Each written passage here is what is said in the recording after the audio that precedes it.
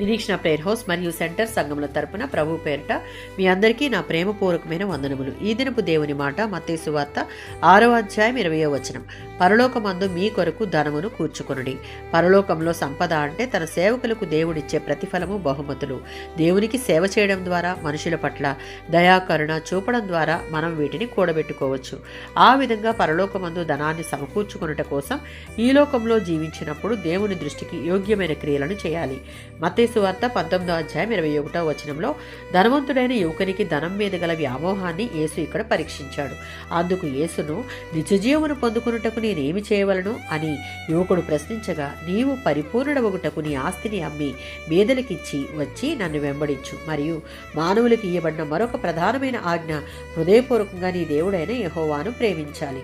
అప్పుడు పరలోకమందు నీకు ధనము కలుగుతుంది మరియు నిత్య జీవమునకు వారసుడవవుతావని సెలవిచ్చాడు. యాకోబు పత్రిక 2వ అధ్యాయం 5వ వచనం. పేదలైన వారు ఈ లోకం దృష్టికి తక్కువగా కనిపించవచ్చు, కానీ దేవుని దృష్టికి పేదలు ప్రత్యేకమైన వారు, విలువైన వారు. ఎందుకంటే వారు విశ్వాసంలో, ఆత్మవరాలలో ధనికులుగా ఉంటారు. వారు నిత్యము దేవుని ప్రేమిస్తూ దేవుని సన్నిధి, కనికరము, సహాయమును కోరుకుంటారు. దేవునినే ఆశ్రయిస్తారు. క్రీస్తు పిలుపుకు ధనవంతుడైన యువకుని వలె కాక వెంటనే స్పందించి విధేయత చూపిస్తారు.